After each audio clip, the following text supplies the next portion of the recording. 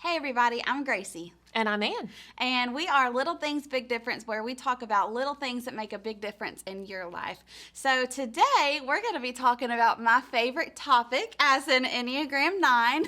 That's and right. we are going to be talking about conflict. Yes. Can we get a round of applause? Woohoo! Everybody's excited. So we're going to learn how to fight fair. So, Ann, what is your typical response in a fight? Yeah, so I am an Enneagram 1 with a 9 wing. So Gracie and I definitely have the peacemaker kind of tendency in common. And typically my response in any kind of conflict is to kind of stew about things and stuff it down. So when I get silent, that's when you know that there are things happening up in here that probably need to come out, but are not going to come out unless you make me bring those things out. Yeah. And so that's kind of my response. Now, I've been married for almost 30 years. Wow. Isn't that That's crazy? awesome. Almost 30 years. And my husband and I could not be more different. He is an Enneagram 7 with an 8 wing, and whatever even barely touches his mind comes out of his mouth. So whereas for me, I'm not going to say it unless I've thought about it thoroughly, and I've probably, stewed on it, got a little bitterness and resentment, Mixed built in there. up. Oh, yes, mixed in the stew. But he's just going to go ahead and say whatever it is. And so when we first got married, it was really important for us to learn how to fight fair, because what he would do is say all the things. What I would do is say absolutely none of the things. I would wish that he would think more, and he would wish that I would talk more. And we really had to learn how to get along and how to fight fair. So Gracie, what about you? What's your response? Yeah, so like I said, I'm an Enneagram 9, so I have that peacemaker ability too. So I think a lot of times whenever I get angry or I get mad, I do a lot of the same thing. I take what the discussion was and I have the full thing played out in my head about, this is what was said, this is why it was very wrong, and this is what you need to do to be right, That's right. And so I think... so learning how to fight fair has definitely been really helpful for me and my husband, and learning how to not make the other person wrong, which is a Yes. big thing that I still need to work on. Yes. But so, and what's a little thing that makes a big difference for you in learning how to fight fair? Yeah, I think that for me, what I've learned is that I need to separate myself from my selfishness. In healthy relationships, we know that people don't go into a healthy relationship thinking, I'm going to get everything I can out of this person. I mean, that's not, you want to go into a healthy relationship from a place of selflessness, that you're putting the other person first.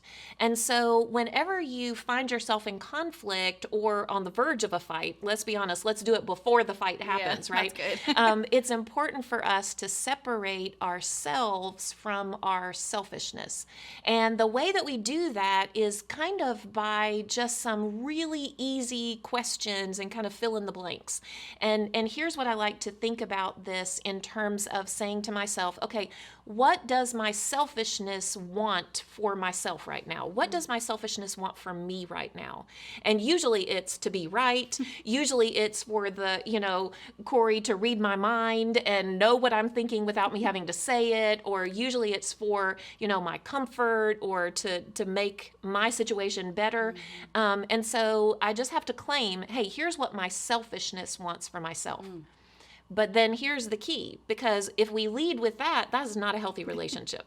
But in order to have a healthy relationship, we want to lead with selflessness. So then we follow that up and say, what does my selflessness want for you? And really, that's where you get to the heart of, okay, it's not about whether I'm right or wrong. It's not about whether I get my way. What I want for you is this.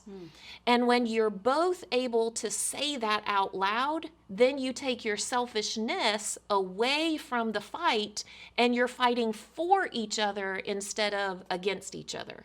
And then you kind of put yourself on the same side and you see your selfishness as something over there that is not helpful to this discussion at all. So that really has made a big difference for us in our 30 years of fighting. Yeah, that's so good. I could definitely see how separating, your selfishness from your selflessness can be a huge little thing that makes a big difference. Yeah. Like I said earlier, I know for me, I like to, have this long list of reasons why I'm right, and I want to explain to my husband, sweetie, this is why I'm right, and this is why you need to understand that I'm right. And so when he doesn't, after I've given him this great explanation, when he doesn't understand that I'm right, I'm like, what is wrong with you? Exactly. And so separating, our selfishness from our selflessness, that's a huge little thing Yes. that makes a big difference. Yeah. So if you have tried this technique at home in any of your relationships, we would love to hear about it in the comments. And if you're looking for more little things that make a big difference, you can check us out on Instagram and Facebook at The Chapel Online.